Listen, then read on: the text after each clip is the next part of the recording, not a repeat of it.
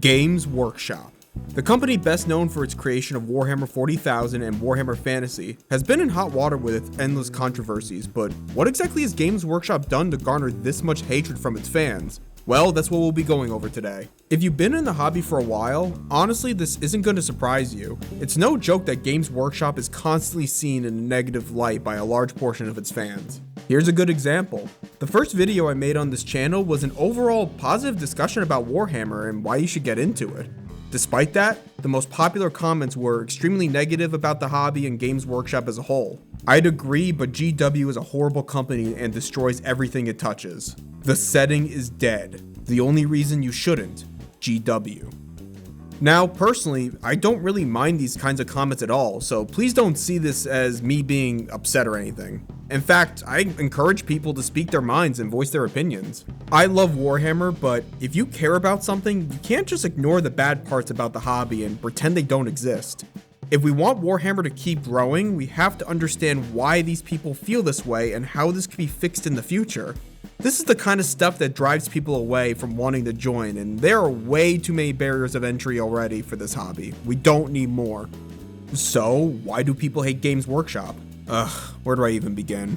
Let's go over a simple one first. Prices. Everyone knows Warhammer is not a cheap hobby, but it's not getting any cheaper.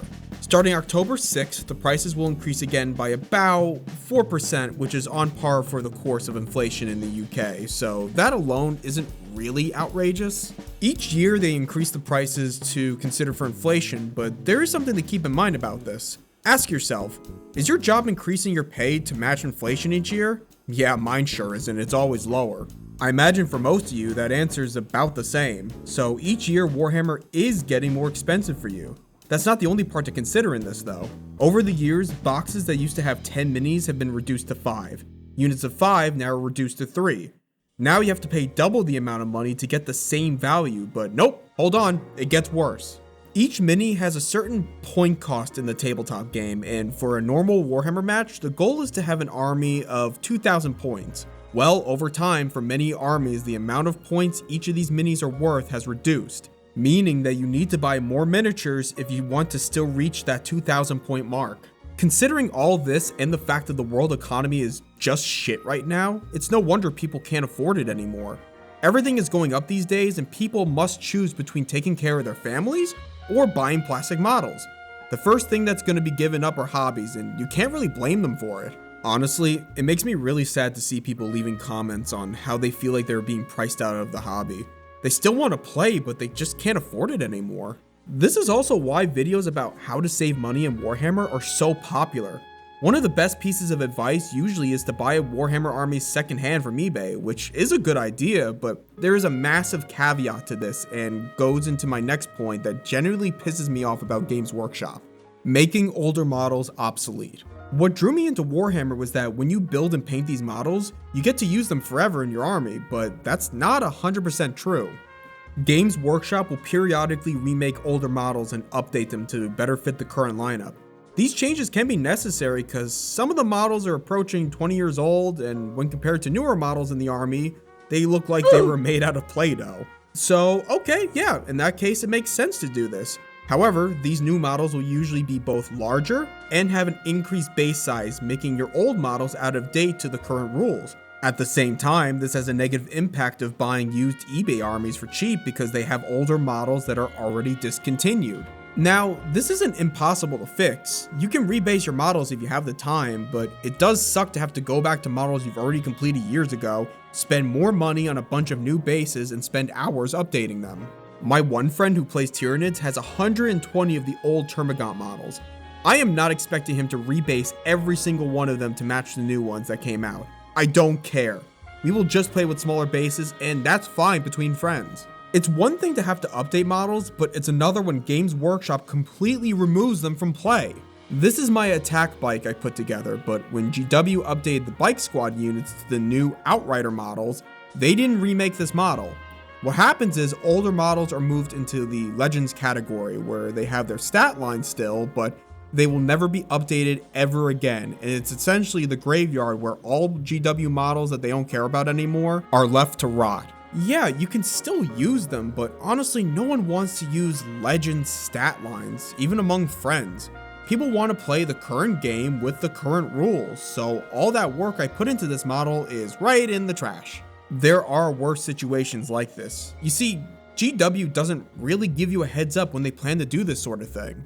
Case in point, the Leviathan Dreadnought, one of the coolest models in the entire game, one of my favorite models. The model was refreshed from resin to an official plastic kit and was advertised as being able to be used in both the Horus Heresy and 40k games. People were excited. Of course they would be. The Leviathan Dreadnought is amazing. They bought it for $84, built it and painted it, and just when enough people bought it, GW pulled the rug from underneath them. Sorry, you can't use it anymore. It's now Legends. Eat shit. So if you bought it for 40k, it's useless to you now.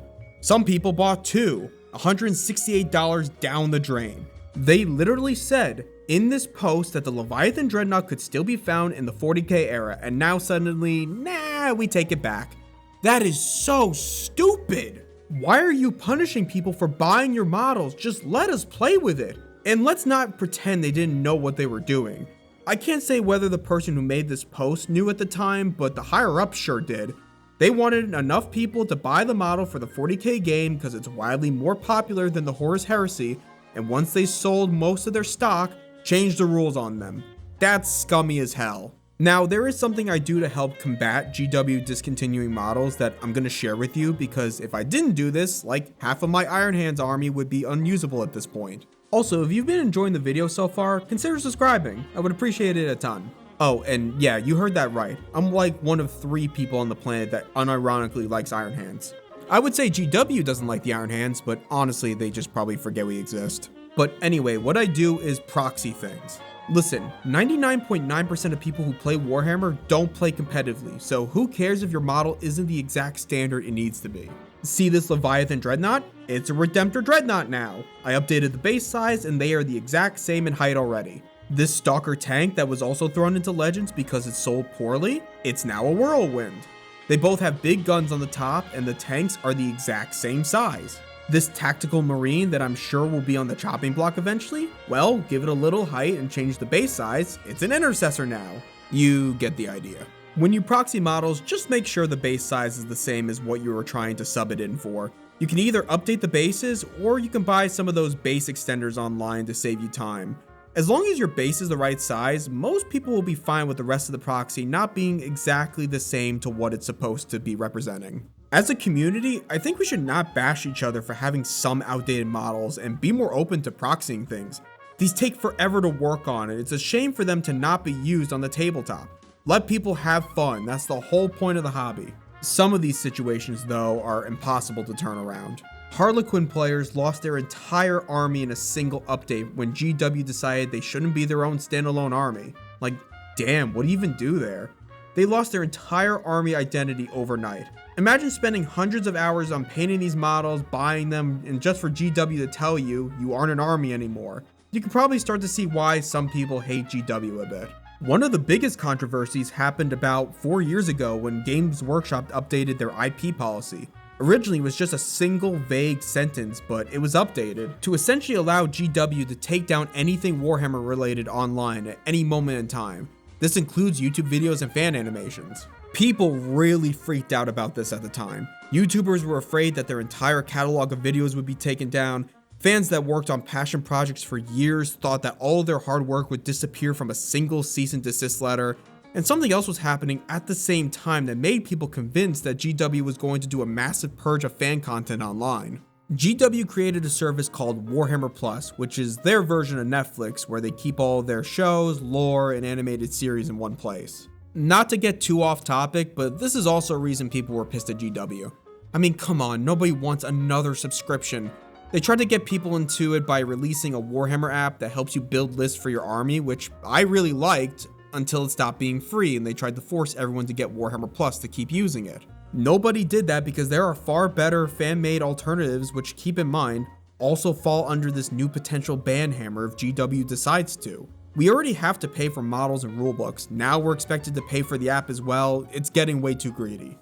Anyway, people were really convinced that GW's intent was to purge all fan content and push people into Warhammer Plus as their only option for Warhammer content and list building to actually play the game. One of the most popular Warhammer fan shows was If the Emperor Had a Text-to-Speech Device, which was shut down after its creator decided it was not worth continuing with his livelihood at stake and not knowing if GW would remove his content.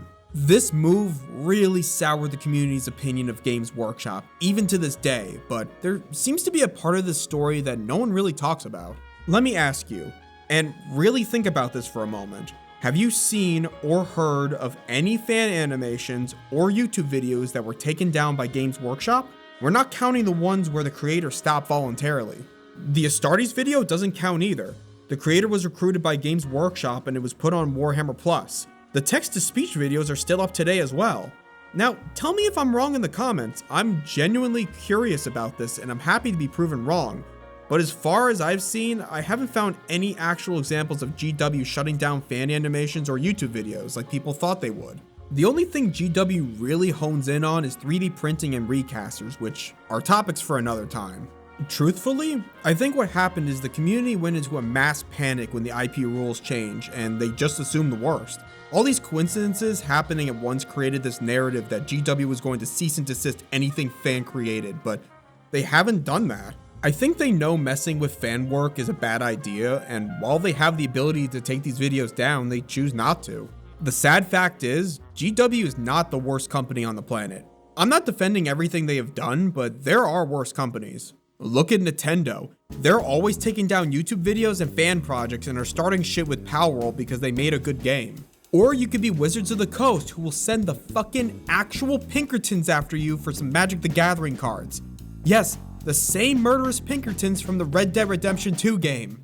Games Workshop has made some mistakes, but man do these other companies set the bar low for how they treat their customers. I didn't get a chance to go over everything, but these were the biggest complaints I've seen in the hobby and for myself. In the comments, let me know if I missed anything or what has pissed you off about Games Workshop. What has almost caused you to quit the hobby, and what would you like to see change for the future? Thanks for watching, subscribe if you liked the video, and for a more positive take on Warhammer, you can watch my first video here. See you later, take care.